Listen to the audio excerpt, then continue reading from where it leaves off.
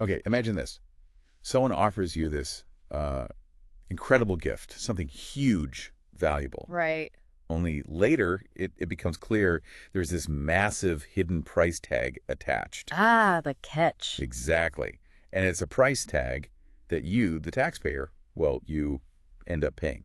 Okay, I'm intrigued. What are we talking about? That's actually the story we're diving into today. It's this really controversial Boeing 747. Qatar offered it to the U.S., the idea being it could become a new Air Force One. The presidential jet. Wow. Yeah. So our mission today is to kind of peel back the layers on this whole thing. Okay. From the initial gift, and I'm using air quotes there, to these very secretive costs, the scale of the renovations needed, Mm. and what it all means. And you mentioned sources. We did. We've looked at reports from places like the New York Times, First Post, Yeah. getting different angles on it. Good, good. Because this sounds like it's definitely more than just about an airplane. Oh, absolutely. It really touches on, well, transparency, right? Government transparency. And national security. National security, definitely. And, the murky bits of international diplomacy, domestic budgets, it's all tied up together. So let's set the scene. Qatar comes forward, offers this Boeing 747, valued at what, $400 million? A substantial amount. And the key word they used was free. Right, free. Now, this wasn't just out of the blue. This happened right when then President Trump was very publicly airing frustrations. About the existing Air Force One project. Exactly. The Boeing contract for 2 new jets, there were delays, massive cost The overruns. figure was huge. Explicit permission needed. So even if this was for the Defense Department, It still touched on that clause. It's a gray area, maybe. or maybe not so gray for some constitutional experts. Well, Trump's take was pretty clear. He called it a gift, a contribution to our Defense Department, Right. said it would be stupid to refuse a free, very expensive airplane, called it a very nice gesture. Framing it as a win, a savvy move. But Qatar, their official line, was very carefully worded. How so? The agreement itself, signed by Defense Secretary Pete Hegseth and his Qatari counterpart, Okay. described it as an unconditional donation, made in good faith, spirit of cooperation. Unconditional. That's key wording. And they explicitly stated it was not connected to any government decision, not meant to get any improper advantage. Trying to preempt any quid pro quo accusations, basically. Standard diplomatic language, maybe, but important here. But then, well, this is where the free part really starts to unravel. The hidden costs you mentioned. The actual cost of renovating this supposedly free plane, officially, classified. Classified, why? The New York Times actually said the reasoning given for hiding the cost was, quote, inventive. Inventive. That doesn't sound very transparent. Not at all. And it leads us to the specific kind of buried detail. Okay, what is it? A $934 million transfer of funds inside the Pentagon budget. Nearly $1 billion. Yep. Mentioned in some document sent to Washington, just referring vaguely to an unnamed classified project. Classified again, so $934 million potentially linked to this free plane. That's what congressional budget analysts, the sleuths as the Times call them, Uh-huh. they've come to believe this $934 million almost certainly includes the renovation of the jet. The jet described as a palace in the sky. That's the one. Some gift, huh? Almost $1 billion to get it ready. And where did that money, that $934 million, actually come from? Was it new money? Well, that's another layer. It was reportedly shifted. Moved from a budget meant for upgrading the U.S.'s ground-based nuclear missiles. Wait, from the nuclear missile upgrade budget. Sentinel, presumably. That seems to be the implication. Air Force officials did confirm, later, that some funds for the plane's renovation would come from that nuclear budget. Wow. Okay. Shifting funds from nuclear deterrent modernization to refurbish a VIP jet. That's a significant decision. Significant enough that Democratic Senator Jeanne Shaheen called the whole deal disturbing. I can see why. She specifically said diverting nuclear funds for what she termed a vanity project. A vanity project. Ouch. Weakens U.S. credibility. That's a serious charge about priorities. Absolutely. It speaks volumes about resource allocation, perceived needs versus, well, wants. So, okay, nearly $1 billion possibly from the nuclear budget. Yeah. What kind of renovation are we even talking about here? The plane's just sitting in San Antonio, right? It is. And it's not just a paint job and new carpets. We're talking major, major work. Well, like, Think communication systems first. Yeah. Air Force One is a flying command center. It needs secure, hardened comms way beyond a standard airliner. Okay, makes sense. Then engines, potentially upgrades there, and crucially, anti-missile systems. Defensive countermeasures are absolutely essential. State-of-the-art defense tech. Exactly. Highly customized, very expensive systems. That's where a lot of cost comes in. And there's more, isn't there? A security aspect. Oh, definitely. A critical one.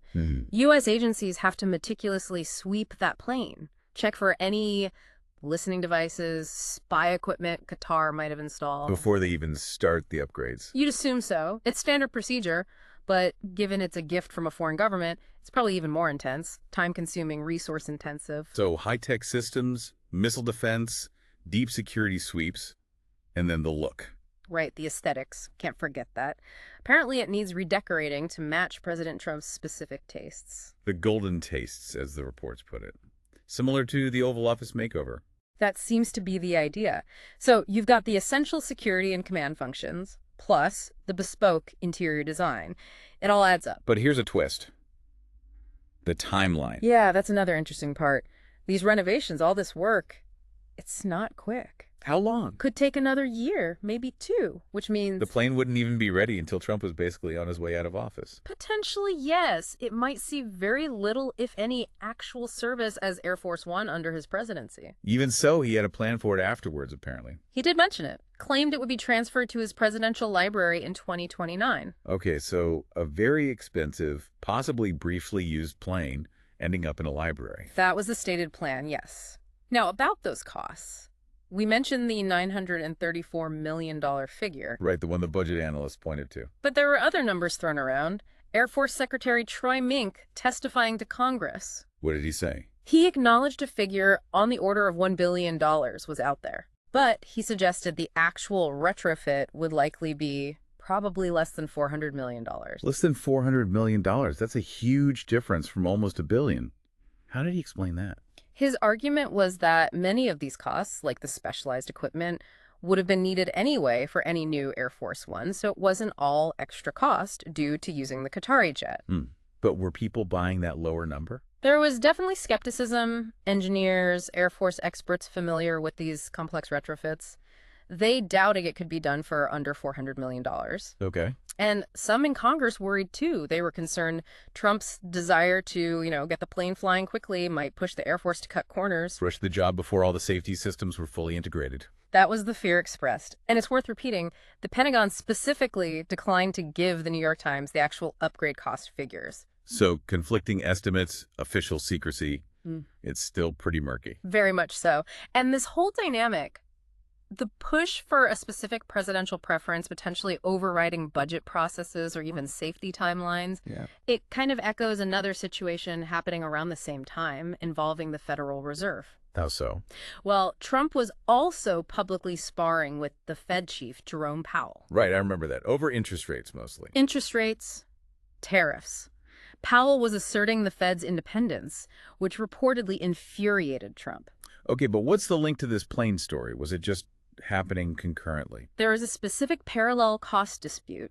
Trump was apparently criticizing the cost of renovating the Fed's headquarters building in Washington. Okay, so Yeah. complaining about government spending on renovations in 2 different places. Exactly. And one source we looked at suggested Trump might even use the Fed building cost as a pretext. A pretext for what? To potentially fire Powell, a move that could have caused chaos in the markets. Wow. Firing the Fed chair over building renovations. Oh. That seems extreme. The suggestion was it could be an excuse tied into the broader frustration. It highlights how these disputes over costs and presidential preferences can spill over, potentially affecting independent institutions. So wrapping this all up, we started with this idea of a free gift, a $400 million jet. Seemed like a good deal. But it potentially morphed into this nearly billion-dollar classified renovation project. Funded, at least partly, by shifting money away from nuclear modernization. For a plane that might barely get used by the president it was intended for, before maybe heading to a library. It certainly raises that fundamental question, doesn't it? When does a supposed gesture of goodwill from another country actually become, well, a liability, an unacknowledged burden on the taxpayer? And what does it tell us, about transparency? Or the lack of it, especially with big government projects, taxpayer money, national security assets. It forces you to think critically about how these deals are presented versus the reality behind the scenes. So maybe the thought to leave our listeners with is this. How do we track the true cost, not just the sticker price? When we hear about these grand gestures or free offers at the highest levels, what does this whole episode really tell you about how these things work?